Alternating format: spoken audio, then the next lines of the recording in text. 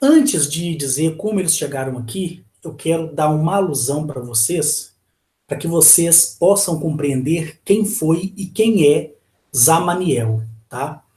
Zamaniel, ele pertence a uma única civilização, tanto do primeiro ao milésimo céu. Eles são a única família estelar que foram dados a eles habilidades de criar simbologias, que são códigos. Então, vamos dispensar a palavra simbologia e usar como sendo chaves, porque literalmente são símbolos de grande poder. Quando foi criado, antes mesmo da revolução da primeira família caída, que despertou a grande guerra vinda da oitava geração, o que aconteceu? Todas as famílias estelares possuíam, como possuem até nos dias de hoje, habilidades dentro da simbologia, porque são simbologias, volto a repetir, de grande poder, tá? Não sei se aí no chat tem alguma pessoa que já teve algum outro segmento de crença, como bruxaria, feitiçaria, né, magia negra. Então, esses símbolos que eu vou passar aqui para vocês se parecem muito, porque foram relacionados ao longo da história como sendo malignos, apesar de terem o poder para isso, tá bom? Quero deixar isso bem claro.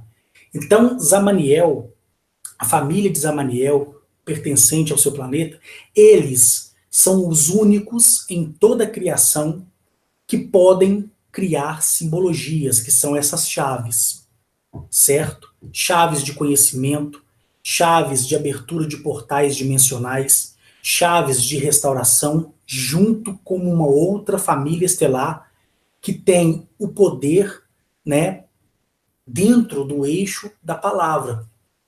Quem já ouviu falar sobre aquele livro Código Serafinos ou Code Serafinos, que dizem aí que ninguém conseguiu nunca fazer a leitura daquelas palavras, né? E quando me parece que o autor ele foi muito pressionado, ele disse que aquilo foi criação da mente dele. Mentira, não foi criação da mente dele, né? Existe uma família estelar da milésima dimensão e densidade que leva esse nome, Serafinos, né? Depois vocês pesquisem e procurem saber. Não tem nada a ver com os anjos serafins, nada a ver, tá bom? Então o que acontece? Zamaniel, quando esteve aqui, depois que os Anunnakis foram embora, ele estabeleceu uma intimidade muito grande com o próprio rei Salomão, que conhecemos ele por esse nome, porque o nome dele não é Salomão, mas aqui não interessa falar qual é o verdadeiro nome dele. E Zamaniel apareceu em sonho a Salomão e disse para Salomão escolher aquilo que ele queria, que está aí nos textos bíblicos e que vocês podem tirar a prova disso. E Salomão pediu, né, que tivesse sabedoria para guiar aquele povo. É uma outra história que aqui não convém falar, né, mesmo para não gerar muita discussão, nem muito auê no meio cristão, né, que também não me interessa nesse sentido discutir esse assunto relacionado ao que eu estou dizendo aqui. Então Salomão ele teve ali, ele usou 72 chaves que na literatura de Salomão diz que ele libertou 72 demônios, que na verdade não são demônios, são inimigos dimensionais. Então, para vocês entenderem a complexidade das chaves e do que elas podem fazer, se você fazer uma pesquisa rápida no Google e colocar as chaves de Salomão, vai aparecer várias simbologias, né? E entre elas, a que eu vou mostrar aqui para vocês hoje, que está relacionada com a questão nazista, né? E vocês vão entender o porquê disso. Então, agora eu vou falar para vocês dos Aquirins. Eu estou sendo aqui um pouco rápido aqui para não prolongar demais, ok? Os Aquirins, no finalzinho da Quarta Grande Guerra, eles estavam guerreando em um outro sistema solar que eles tinham explorado, que seria um sistema solar de apoio. Só que eles foram alvejados por uma raça muito superior. Só que isso aconteceu durante a dobra do espaço-tempo, do salto né, que outros vamos dizer um salto quântico, para você entender. A nave de uma Kirin, ela é no formato de um sino, idêntico ao formato de um sino, ok? E tanto essa nave, como outras também, caíram literalmente aqui no nosso planeta, porque durante a dobra, né, que eles foram atingidos, quando eles chegaram, através do salto que fizeram desse sistema solar para esse aqui, que era o mais próximo que eles podiam chegar, a nave deles estavam totalmente danificadas. Totalmente danificadas. Então, o meio, né, de uma possível sobrevivência era poder aterrissar aqui em Eleap. Então, eles traçaram um percurso e conseguiram cair, tá? Com grandes danos em suas naves, eles conseguiram cair, levando aí a baixa de muitos cidadãos aquirins que estavam ali naquele momento, mas conseguiram aterrissar onde hoje é a Antártica, tá? Eles conseguiram aterrissar aproximadamente 30 quilômetros da pirâmide dos aquaperianos. Quando eles caíram, eles se estabeleceram entre eles, sepultaram os seus mortos, mas não na terra.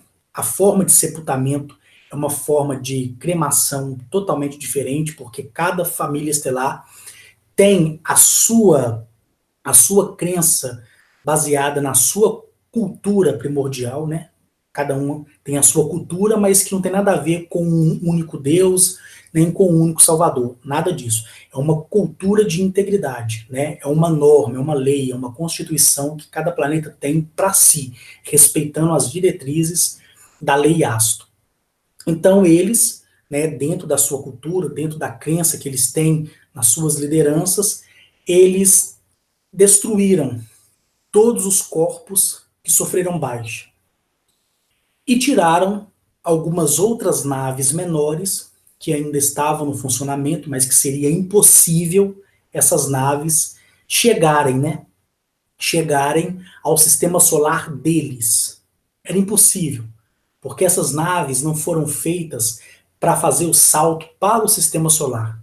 Elas foi feita para fazer um salto curto, um salto pequeno, porque o grande cruzador planetário deles tinham sido destruídos, tanto quanto os arcos de transferência de matéria que também tinham sido destruídos, quando eles se estabeleceram nesse sistema solar antigo, né? Então, o que aconteceu? Eles caíram, se restabeleceram aqui e começaram a mandar naves, né, de expedição para ir em várias partes do planeta, né, como na África, por exemplo. E eles conseguiram identificar a Grande Pirâmide. Então, a nave matriz da pirâmide, ela está em torno de 30 quilômetros de distância. Vamos colocar entre 30 e 40, tá? De distância. Ela está lá, sepultada no gelo, e já foi encontrada pelo governo americano, correto? Inclusive, Corey Gould fala muito bem dela. Outras naves, ao longo do primeiro cataclisma que aconteceu, da era glacial, que foi a primeira, que ocorreu por causa da inclinação do eixo do planeta, e a água do oceano, ela veio de encontro com a Grande Pirâmide, e quando a água tocou o dispositivo, toda a região esfriou, congelou, certo? Por isso a Antártica hoje ela é congelada, porque ela congelou, né, no seu polo em inclinação de 70 graus.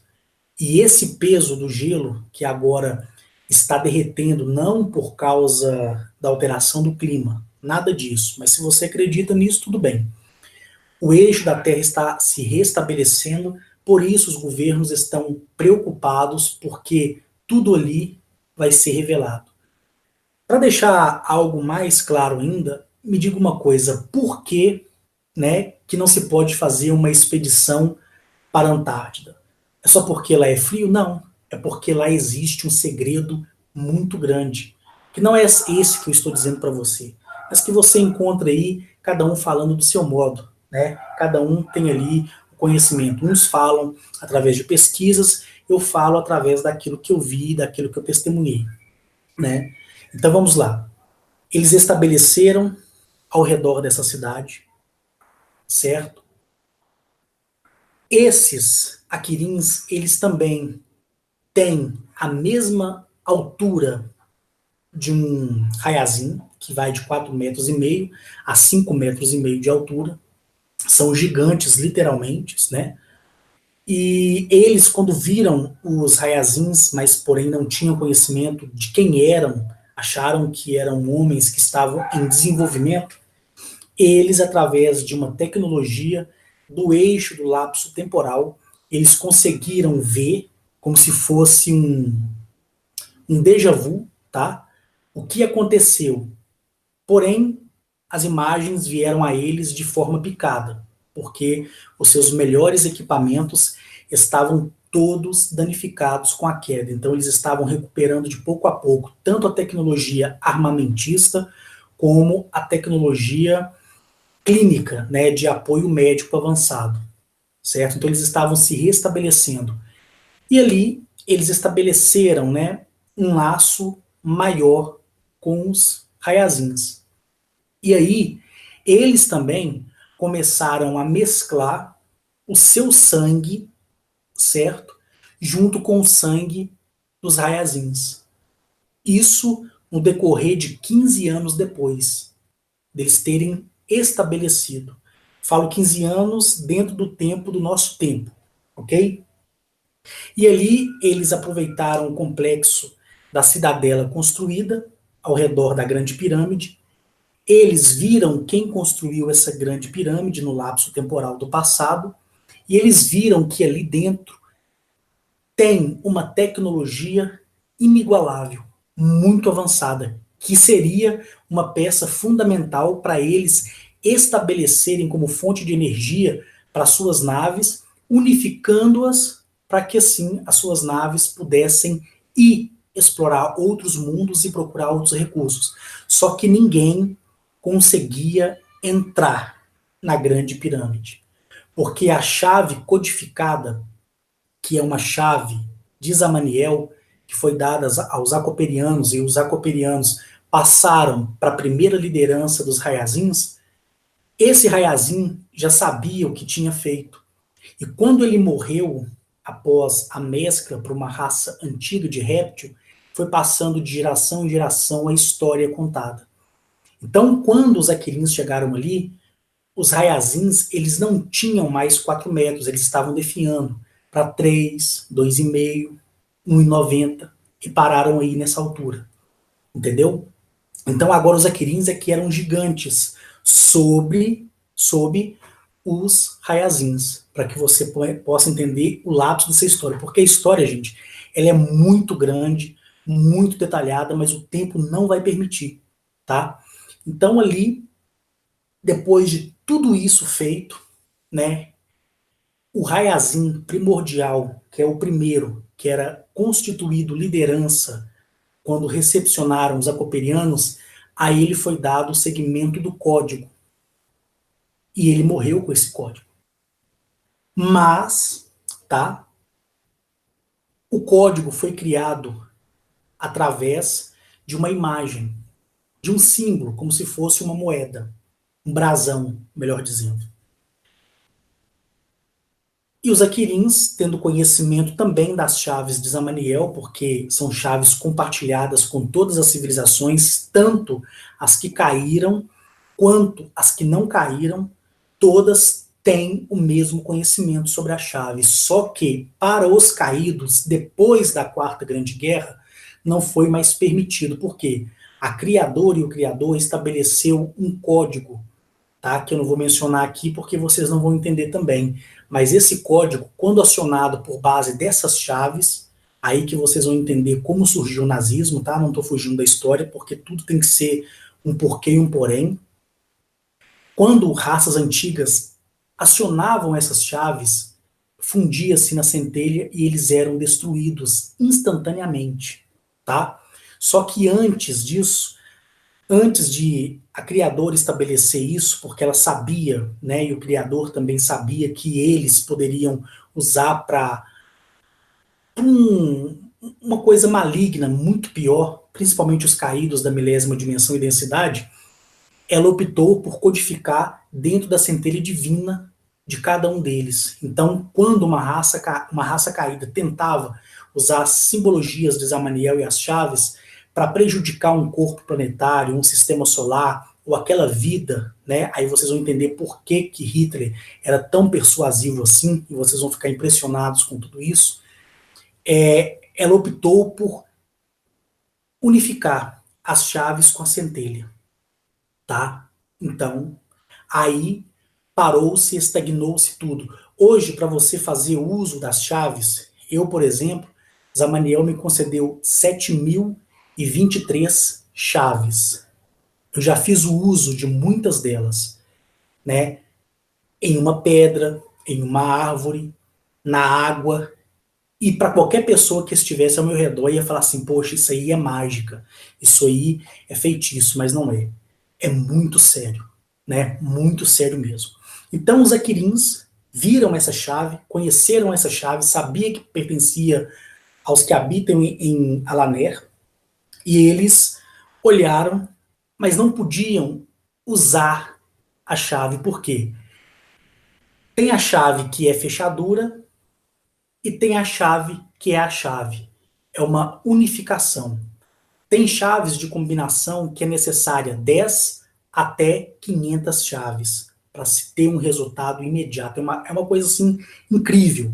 Incrível mesmo. É algo assim fora do comum, fora da realidade. Ok? Um único homem, Adolf Hitler, conseguiu contaminar e persuadir mais de 80% da população humana fazendo guerra entre eles. Vocês vão entender. E tudo está relacionado a essas chaves, ok? Que foram corrompidas por consequência da desobediência de Salomão, que foi o primeiro humano que teve as chaves de Zamaniel. O primeiro. Depois ele se corrompeu e as pessoas que foram disciplinadas sem o consentimento de Zamaniel por Salomão, ao longo dos milênios, ao longo do tempo, corromperam essas chaves. Por isso que hoje ela é vista como coisa maligna, relacionada a coisas demoníacas, né? E relacionada também a palavras de algumas pessoas aí que não sabem nem a hora que vão no banheiro, né? Então é algo muito perigoso que eu vou mostrar aqui para vocês. Aqui, gente, você vê, né, um aquirim, onde está a seta aqui. Pela altura, você pode ver, né, que de acordo com a própria linhagem, onde eles conseguiram quebrar alguma matriz dentro, tá, da matriz que eles tinham estabelecido em sua nave de suporte médico avançado, clínico, você pode ver que eles começaram a trazer um pouco de embelezamento aos Aquirins não, desculpa, aos Raiazins. Eles escolheram um montante de Raiazins e quebraram essa genética, tirando a feiura do Raiazin, já indo contra o princípio da criadora e da própria consciência do planeta. Só que eles fizeram isso sabendo o que estavam fazendo. Então, quando você olha para um Aquirim, você olha para essa imagem aqui, que está aí na sua tela, é 100% um Aquirim. Eles são altos, crânios alongados, a barriga, aqui na parte de baixo, é muito flácida, bem flácida mesmo, tá? São pernas compridas e finas, braços compridos e finos, os pés bem grandes e finos também. Eles, naquela época, né, e os que estavam sepultados até recentemente na Antártida e que acordaram e que estão lá, que também é um outro tema que um outro dia eu falo para vocês, eles, né, fizeram transformações genéticas, mas antes eles possuíam 6 dedos nos pés, 6 dedos nas mãos também. Então essa mulher aqui, ela é a representação da reconstituição genética de um Hayazin, tá bom? E essa outra menorzinha de toda é o seu primeiro experimento genético de mescla, tá? E essa esfera, porque essa imagem aqui é uma imagem egípcia, tá? E que tem muitas explicações aí no mundo. Mas se você for lá no meu canal e ouvir esse vídeo, lembrando que você não precisa e nem é para se inscrever no meu canal e procurar sobre Akhenaton, você vai saber de toda a história. Não vou falar aqui para não ficar prolongando demais, porque eu quero chegar até onde eu quero chegar. Mas aqui você vê o que parece ser um sol, que não é um sol, tá? É, na verdade, uma esfera tecnológica que vinha do planeta deles para entrar em contato com eles, porque nem eles mais podiam ir para o planeta deles e nem os de lá poderiam vir para cá enquanto não fosse estabelecido a federação e a confederação, tá? Mas foi estabelecida uma localização e ele se comunicava, tá, com o líder daquele planeta, seu pai, e tratava dos assuntos. Então, por isso que a simbologia, o que simboliza o sol, lembra que eu falei para vocês que para você passar de um céu para o outro, você passa por um grande sol. Então, aqui traz uma imagem meio que religiosa acerca da imagem egípcia, quanto dizia que Akhenaton adorava o grande sol, que na verdade não era o grande sol, né? Era uma grande esfera tecnológica que trazia informações do seu sistema solar para ele, em vista que eles não podiam mais fazer essa viagem, né? E aqui você tem uma outra gravura, me parece que essa gravura do meio aqui foi encontrada ali em 1996 por um arqueólogo, né? Está aí disponível na internet. Aqui também você vê um Aquirim, pela altura dele, deixa eu voltar aqui, gente, desculpa aí. Pela altura dele você vê que esse Aquirim deveria ter mais ou menos uns 3 metros e 80 centímetros de altura, e aqui as suas servas. E observa que ele está com uma vara aqui na sua mão, onde o mouse está passando, uma vara disciplinar.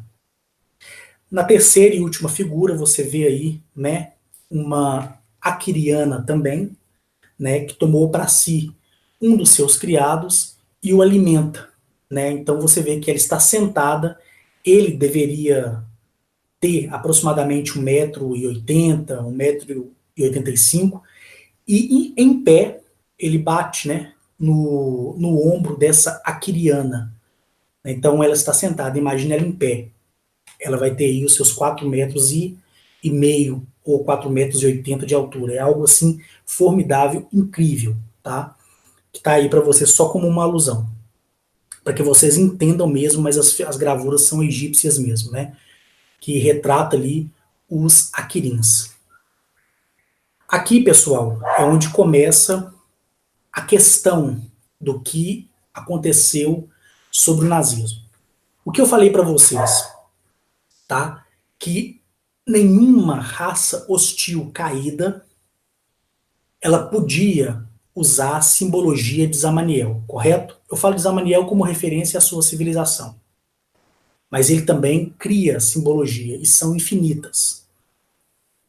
Por que dessa gravura aqui? Essa primeira gravura aqui, pessoal, que aparece aí para vocês, é uma gravura que representa o que era um Anunnaki de Nibiru. A característica reptiliana deles é semelhante a essa aqui da imagem que estou dividindo para vocês. E aqui do lado é uma imagem que representa em 100%, né, o que é um Churupax, tá? Então aqui você tem um pleiadiano híbrido de Nibiru, que ficou para trás, quero deixar isso bem claro, e aqui você tem a representação de um Churupax. Eu já falei aqui no canal do Batista mesmo sobre os Churupax, né? Dei algumas alusões aí para vocês entenderem. Basta vocês revisarem o vídeo e também ouvir no longo dos vídeos lá do meu canal, se vocês assim quiserem. Então vamos lá. Os Aquirins tentaram usurpar a tecnologia cooperiana. Não conseguiram, ponto. Eles criaram grandes aberrações, tá? Para que pudessem servi-los. E conseguiram. Construíram de gigantes a monstros. Como também construíram esse ser aqui do meio, que está aparecendo aí na imagem de vocês, espero que esteja aparecendo, né? Esse aqui do meio, tá? Que podemos colocar como referência isso do meio, que foi uma obra híbrida criada, como sendo esse cidadão aqui dessa primeira imagem, que é essa primeira mulher aqui, ou homem, não sei, porque tanto o homem quanto mulher são representados na cultura egípcia com peruca mesmo, podemos colocar como sendo aquele ser criado, ok? Aí agora vocês vão começar a entender o sentido da coisa toda. O sentido da coisa toda.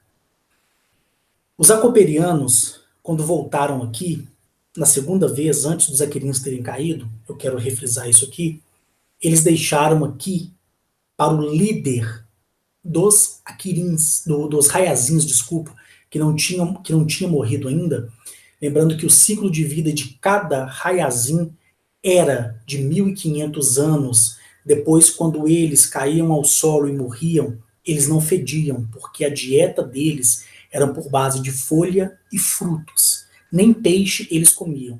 Frutos, folhas e peixe, quem comia eram os acoperianos. Então, quando eles caíam ao solo e morriam, a carne deles tinham a capacidade de se transformar em gramas e ali, no lugar onde eles morriam, nascia uma árvore. É a coisa mais linda do mundo, tá bom? Que também aqui não vem ao caso, porque para muitos pode parecer contos de fadas e misticismo, ok?